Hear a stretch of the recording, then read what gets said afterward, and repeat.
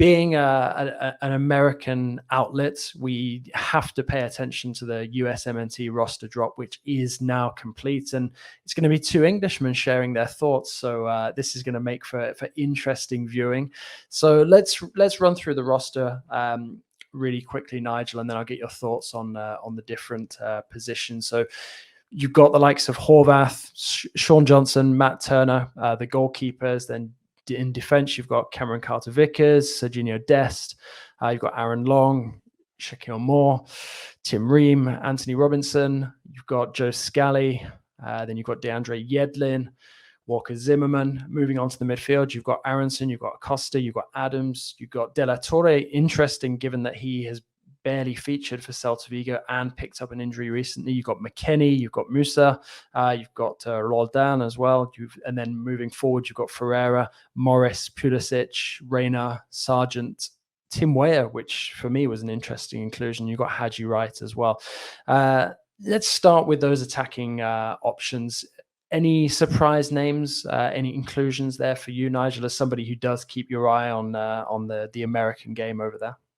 Well, I'm actually quite surprised in the Tim Weah one, really and truly, because he's been in and out the squad a bit, kind of thing, right?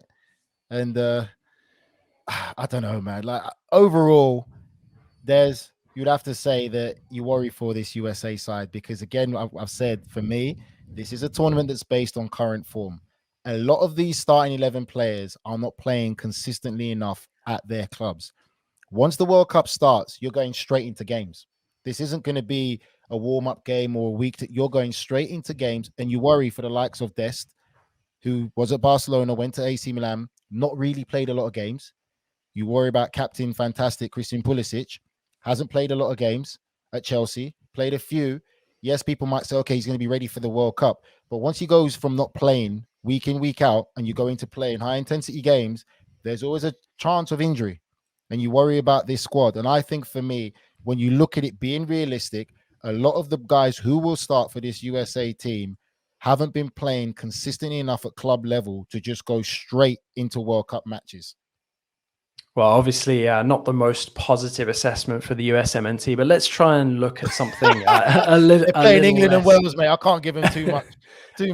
Well, let's try and find a positive there. I mean, is there anybody who in that squad you do expect to sort of be integral to any hopes that the USMNT have of getting out of their group and perhaps at least trying to make a foray in the knockout phase? I know there's a lot of talk about Gio Reyna. We've talked in the past about, it being a question of when he's available, not sort of what he's actually capable of doing on the pitch. But is there anyone else who you think, could sort of be an unexpected success in relative terms here? I would have to go with the two Leeds players, in my opinion. Is it Brand Aronson? So yeah, Brendan Aronson and Taylor Adams. Taylor Adams, that's the one. His name slipped my mind. Sorry. I would have to go with those two. And the only reason why I'll go with those two is because I think they've been in great form for Leeds so far from the start of the season to now. They've been very, very instrumental in Leeds' campaign this season so far. And I feel that they're in the right rhythm, right place, right level of fitness where they can make a big impact. I would say those two right now, just because of watching them play week in, week out for Leeds in the Premier League, can make a big difference.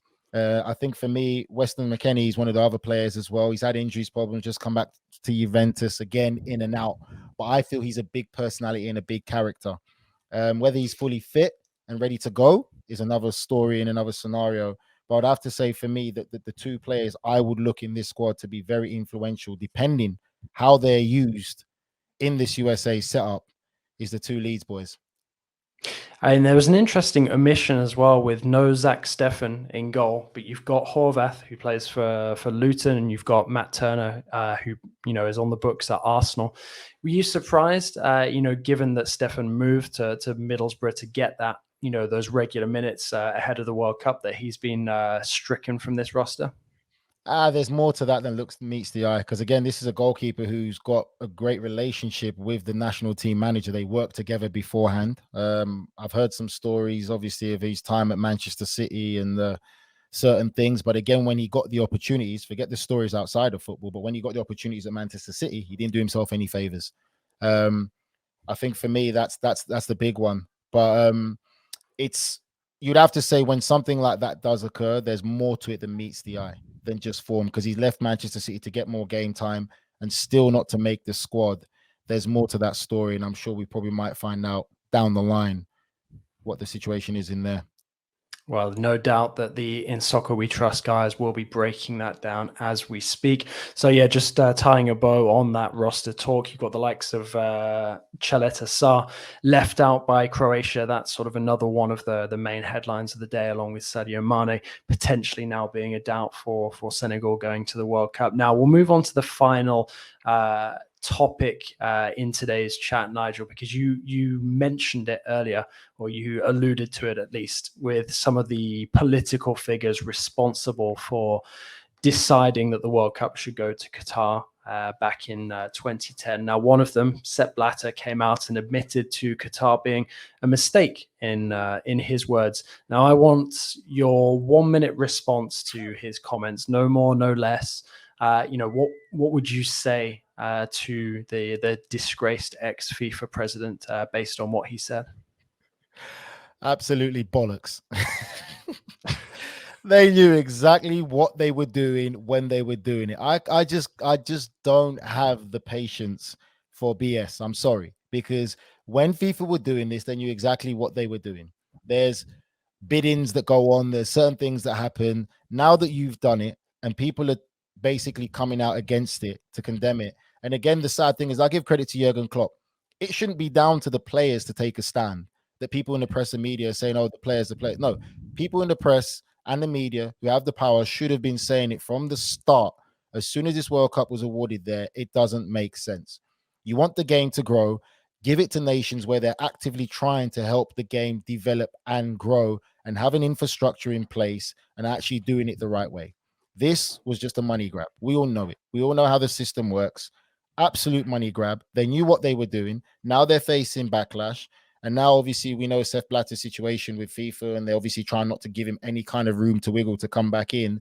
Now he wants to sit on the moral high train to say it was a mistake, should have never been given. Well, you should have had that same energy when this was occurring. Like, don't come with that BS to me. I'm sorry.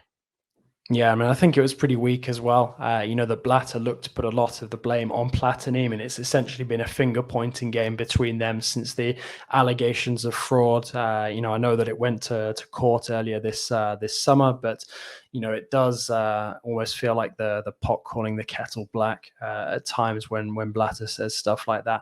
I'll one final topic before we let everyone go, and it's something that I discussed in quite great detail with Ian Joy in the weekend review, and that's on these injuries plaguing Qatar and the World Cup this winter. Now, first of all, I want to get your thoughts on the mounting list, of players getting injured and having to rule themselves out or being ruled out by their clubs or federations. Is this a surprise to you, or did you expect a greater number of these kind of scenarios?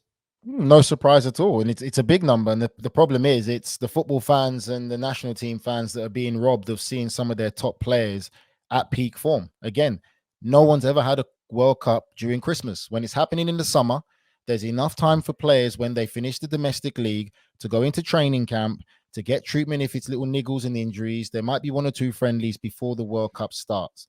Now is a regular season.